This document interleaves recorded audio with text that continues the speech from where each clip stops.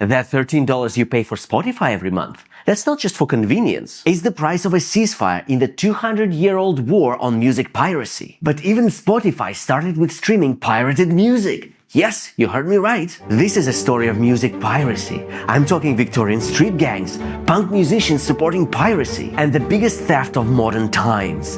In fact, it all began in the 1800s. Back then, music publishing was very different. There were no music records yet. So what did they publish? Alexandria, play some music. Sure. Next one. No, not this one either. Gosh, it's so hard to find a good playlist. Next one. We're out of sheet music, darling. Why don't you buy some more? Right, publishers bought the rights to the new songs and printed sheet music for people to play at home. This used to be the entertainment in households, but as soon as it became popular... Behold, the latest hit song, The Maiden's Prayer. 50 cents, sir. 50 cents? No way, it's too much. It's like $20 in today's money. I can sell you one for 10 cents. John? You scoundrel! You bought it here yesterday and copied it, didn't you? That's stealing! Prove it! I don't have to prove you anything, thief! Yeah, as printing got cheaper and cheaper, this became a common thing. And the law was not ready for it at all. This led to the sheet music wars. We've heard you're printing music illegally here. We were hired to deal with this problem. And when he says problem, he means you. Stop right there! Yep, publishers really hired goons to fight piracy. And this was even before anyone learned how to record music. It's time to visit Thomas Edison. All done! I call it the phonograph. Amazing! And now you can listen to any song you want at home, even if you don't have a wife who plays the piano on demand for you, as long as the song is no longer than 2 minutes. Yeah, 2 minutes was the maximum at that time. Also, the quality wasn't great, but the biggest problem was this.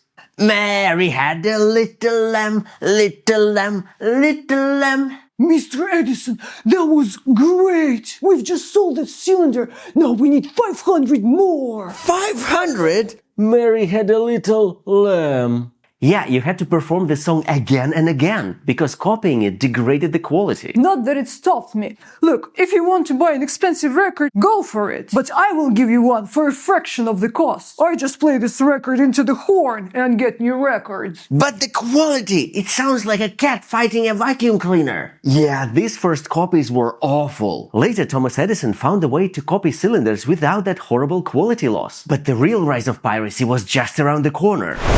This is Emil Berliner, who, guess what, was not born in Berlin, but was still German. He looked at Edison's wax cylinders and said, "Nein, this is stupid. Why are we recording on tubes? I'll make it flat, like a pancake." But the cylinder is the future. Can you stamp your cylinder like a coin? No, I can stamp thousands of these discs from a single master copy. Oh, so it's easy to copy them. Oh no, not for you. You need a factory to make these. I have defeated you, you filthy thief. The days of home piracy are over. But you're saying there's a master copy that makes all the others. Yeah, why? So if I copy the master, I can make 10,000 perfect copies in my own factory. Scheiße! Right, the quality still suffered though. It wasn't an ideal copy. Anyway, these masters were made of metal, but the discs you actually bought were made of shellac. It was a kind of plastic made of bug glue and powdery rocks. It was nowhere near as good as vinyl though. But another invention was about to change the way people listen to music again. Honey, listen to this. Oh, that's lovely. Did you buy the record? Nope. Oh, did you hire an orchestra to hide in our living room? No, it's coming through the air, for free. Oh. If you're enjoying this program, do subscribe. They are getting music for free?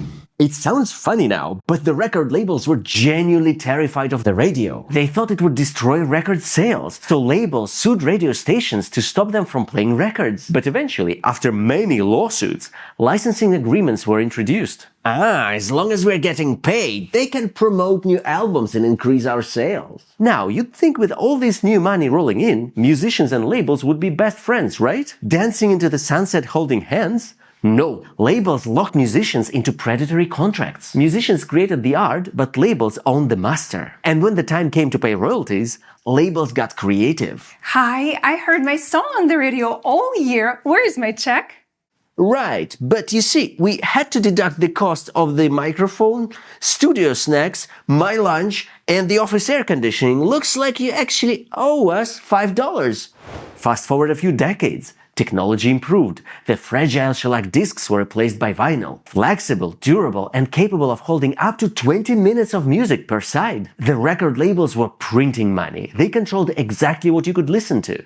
We have the Beatles, the Stones, and Dylan. We decide which songs are hits and which stay in the trash can. But the fans, they wanted more. They didn't just want the polished album versions. They wanted live concerts, the screw-ups, the secret studio sessions, and you know who heard them? Hey man, peace and love and unregulated commerce. In 1969, piracy changed forever. It wasn't just about copying existing albums anymore. The pirate wasn't just a thief. He became a curator?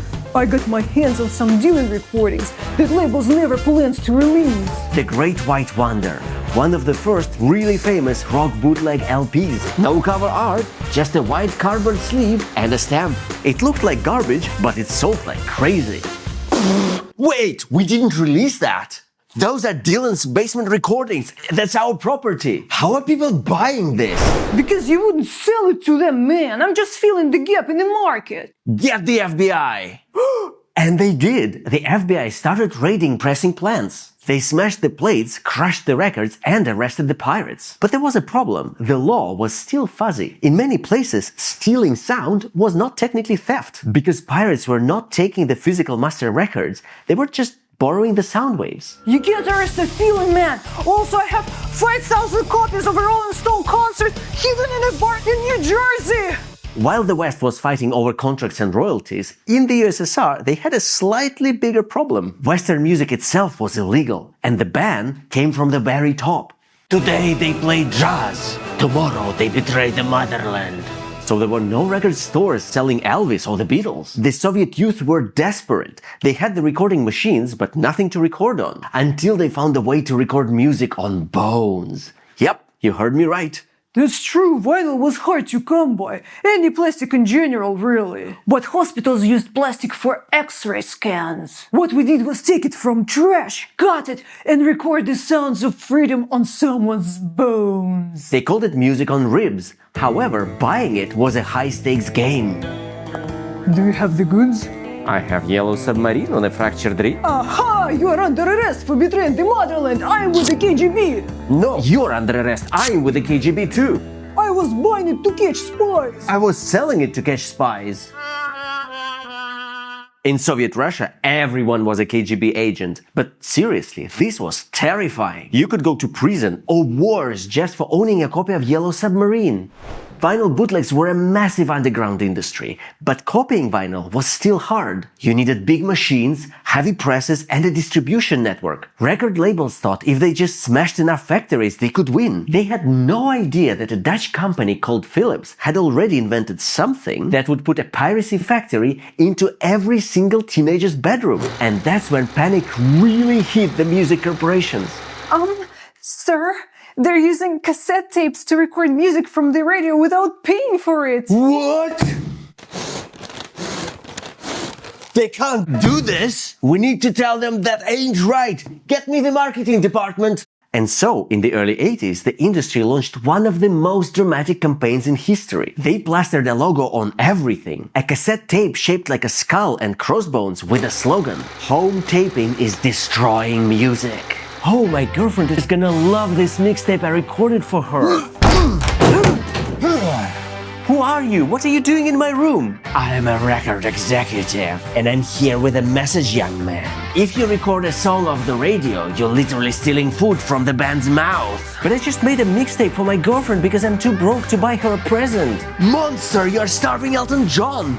Anyway, the industry claimed that every blank tape sold was a lost record sale. They wanted to tax blank tapes to make up for the lost money. But they missed the point. People weren't just stealing, they were sharing. This was the era of the mixtape. It was a love language. But you know who also disagreed with the idea that taping was stealing? A lot of musicians. Home taping is destroying corporate profits. We left the second side blank so you can help and record whatever you want. Labels are strangling us. The music is supposed to be out there. The thing is, making a real studio record was expensive, and big labels usually owned the recordings and controlled who got played.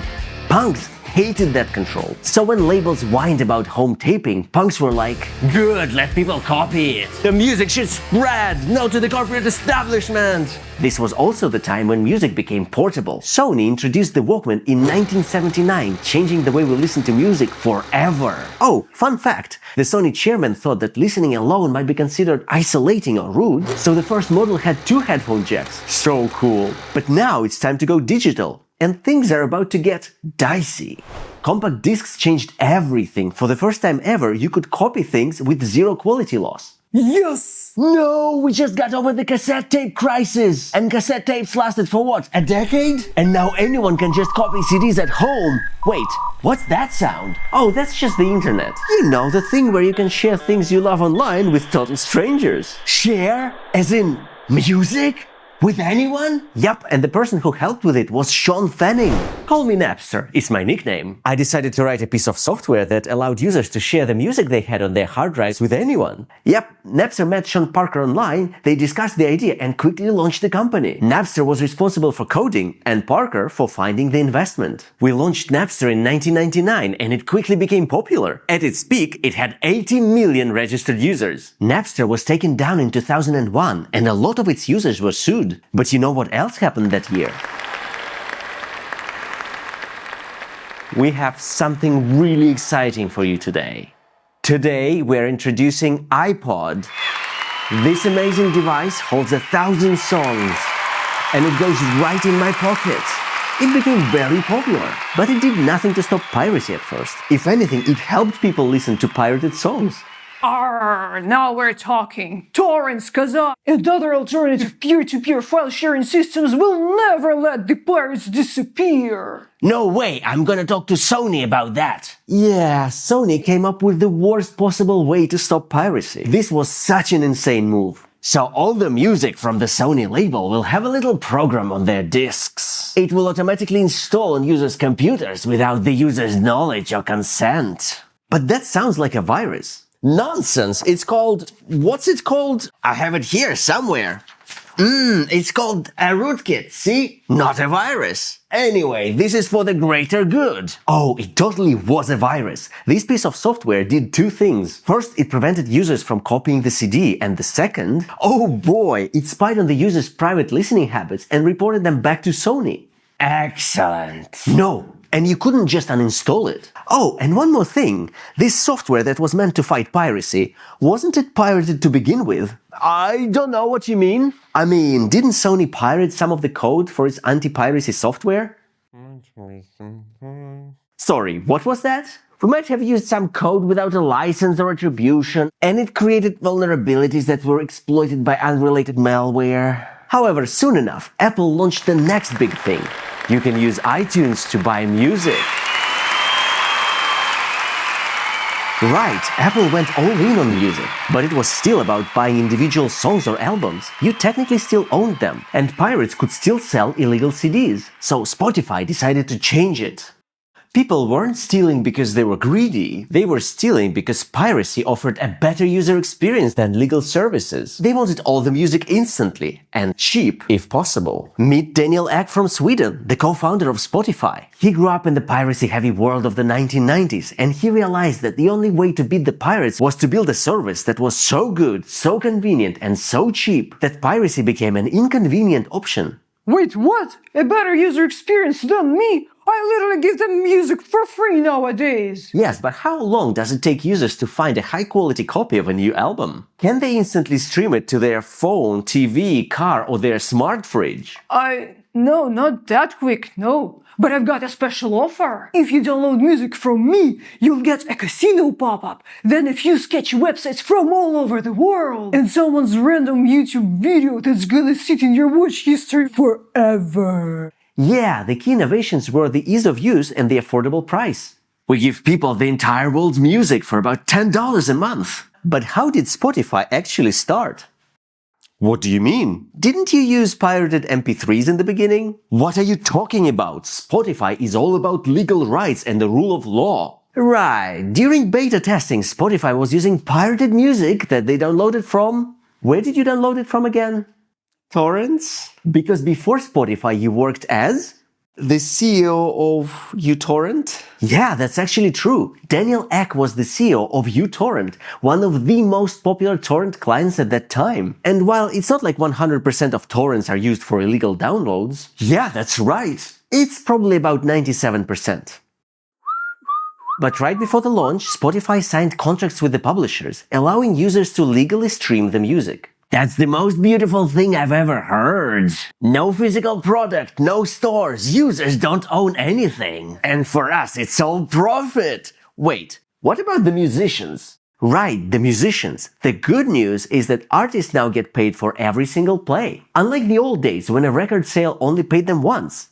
The bad news... 3 million streams last month. 3 million! And after the label took their slice, my statement says that I'm still in debt to them for the studio's air conditioning. The payout per stream is notoriously microscopic. We're talking fractions of a penny. While this model has gifted major labels an incredibly lucrative and stable revenue firehose, the vast majority of artists still can't survive on streaming income alone. We beat the pirates! The war is over!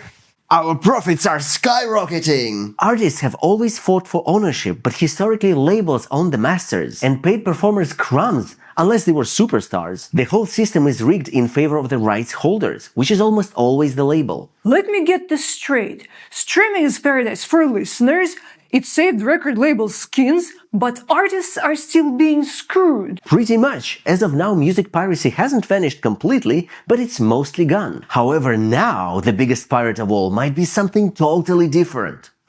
What is that? Hello, I'm Music AI 7000. I can generate a perfect song in the style of Taylor Swift, but with zero licensing cost, no royalty payments, and no musician contracts. I am the future of music. It's a machine! It's making new songs for free? AI was fed all the songs in the world without the musician's consent. They'll never get royalties for the songs AI bases its music on, and their work will never be acknowledged. Will this be the end of musicians? I hope not.